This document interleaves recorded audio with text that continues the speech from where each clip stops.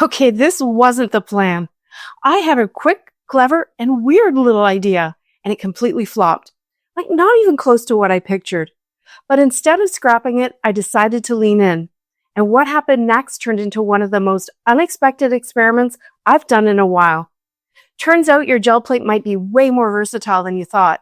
And even if you don't have one, I've got a couple of tricks that'll give you the same look with stuff you probably already have. Last week, I played with a gel plate and my dye inks. I showed you this idea where you ink up the plate, brayer it out to get a smooth blend, and then make texture on your gel print with a background stamp. This stamp is called Batik. It's from Technique Junkies. Then you put a piece of cardstock down and you pull the print. And then I showed you that by doing this, the gel plate was almost acting like a multicolored ink pad. And now you can stamp that stamp down for another print. So let's start with an experiment. If the gel plate can act like an ink pad, what can we do with that? If you don't have a gel plate, don't worry. I've got not one, but two ideas for getting a similar look in a few minutes. I got out my small circle gel plate. This comes in a set with a square, which you'll see in a minute, and a triangle. I think they're probably just right for this experiment. I've got Dragonfruit from Concord and Ninth and Catching Rays from Catherine Poehler, and my little 2-inch brayer. I rolled it over to blend the inks. I've got a solid tulip stamp from a very old Altenew set, and I used an acrylic block and I inked up the flower. I stamped it down on my cardstock, and here's the result. The colors are pretty muted, and the texture is kind of bubbly, and the edges are not very crisp. There's a flaw in my stamp too, which is showing as a little white dot there. Anyway, I'm not loving it so far, but I'm also not ready to give up. So I grabbed the square gel plate, Aquatini and Lime Ricky ink, and my 4-inch brayer. This time I stamped the leaf stamp, and I got similar results. The colors are a little deeper, but there's still that bubbly texture, and the edges are not crisp.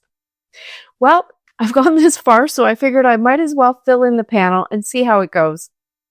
I kept using my brayer to blend the inks on each of my little gel plate ink pads, and this blended the colors a little more each time. As I worked through, the flowers and leaves got fainter, which is okay, and they also seemed to get crisper around the edges. Once the flowers got to be too pale, I re-inked the gel plate, and that gave me more distinct areas of colors on my tulips. So overall, it's not too bad. It's a lot more distressed feeling than I was hoping, but it's still kind of pretty. So next I tried it with a Misty. This is going to let me stamp each image more than once and hopefully reduce that bubbly texture as well as give me some more intense color.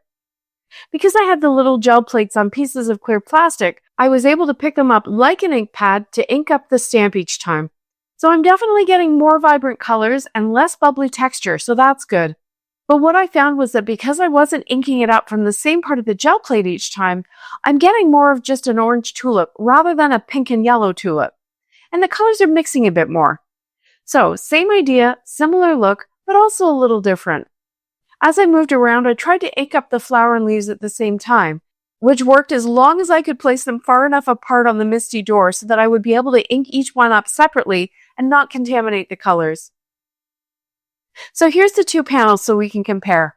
They're both pretty in their own way. It's still definitely not as crisp as I usually like, but both these panels are very usable. For the first, softer panel, I trimmed it with a stitched square die, and I spritzed it with shimmer spray and splattered it with gold watercolor. Those two steps really fit well with the dreamy feeling, I think. Then I added some Lisa Horton silver ink to a die-cut waffle flower thank you sentiment. It has such a pretty glow, and I think it works well with that subtle background. For the bolder pattern, I grabbed a Copic multi-liner to add some sketchy outlines, and boy were they sketchy. I tried to do 2 lines around each shape, being careful not to line them up too carefully. I found the tulips really hard, especially those pointy bits, and as I was doing them, I thought I might have ruined the panel. I haven't done this very often and not for a long time, but once I went back and I added some black dots to the flowers and some hatch marks to the leaves, I think it actually turned out pretty well. And then I just thought, what the heck? And I went back in and drew some stems in as well. So really quite a different look, even though I used the same colors, same stamps, same pattern. I finished this one off with a stamp sentiment from Julie Hickey. These sentiments are what I call reverse sentiments. They stamp the solid color around the white words, and I just trim off the fishtail ends to make them shorter. This next part is where I just tried my first experiment again to see if different stamps would give me better results. I won't linger, but I want to point out how pretty that pattern is with the 2 shades of blue. It's still a little bubbly and not perfectly solid, but I like it. I added some pink and navy shapes to the centers of this pattern, and I'll come back to this with finished cards at the end, after I show you 2 ways to get a similar look without a gel plate.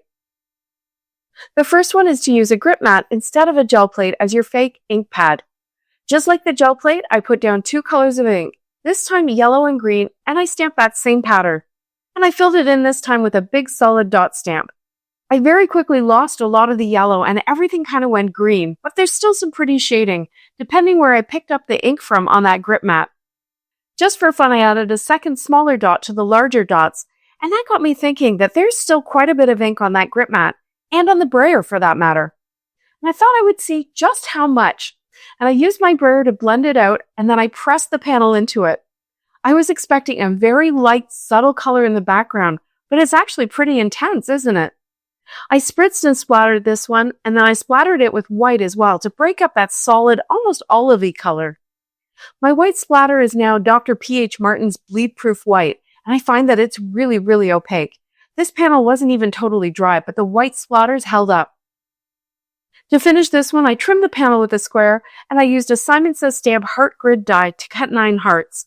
I popped them up with some foam tape, and that just gives a very subtle heart pattern in the background. That's an ink blot shop thank you sentiment, another reverse sentiment from my collection. I find these so much quicker and easier than heat embossing in white. Okay, my last experiment for getting the look without a gel plate. I've got the stamp in my Misty. That's the same batik stamp I used way back at the beginning. Just for comparison purposes, I inked up the stamp with Aquatini, then Juniper Mist, and then Wild Berry at the bottom. I overlapped the inks, and when I stamped it out, it looks okay. Not really harsh lines, but not really smooth either. I actually think the design of this stamp with all its open areas makes it look more blended than it really is. And here's a comparison with the 2 I made earlier. The one on the left was the one I stamped with the inked up stamp after making the gel print pull on the right. Okay, so 3 different looks here. But wait. You can ink up the stamp just like I did, and then use your brayer to blend the inks a little bit before stamping it. See? So much smoother. And then once again, I wondered, how much ink is left on that brayer? I cleaned the stamp so I know I'm only working with the ink that's left on the brayer. I got 1, 2, 3, and I think those marks are from the edges of the brayer maybe, and 4 more prints. Of course they're fading as you go, but wow, that's a lot of ink. I went back again to Justine's hack for mixing pattern paper, and I created 2 square panels that both have both of my blue prints.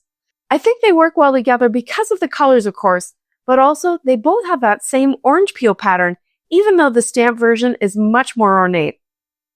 I finished the first card with an Avery L thank you sentiment cut from a Stampin' Up! Circle die with a Wild Berry mat behind it. For the second card, I used navy accents, one of those Simon Says stamp hearts, and another sentiment from the Julie Hickey sentiment banner set. So from one little idea that almost didn't even make it to camera, I ended up with 5 unique cards, and a reminder that sometimes the best results come from just playing around. Why not grab a brayer and start with what you've already got? No gel plate required. And if you've got solid stamps that need some love, check out these 2 videos right here. I think you'll be surprised by how many ways there are to use them. Thanks so much for watching. See you next time.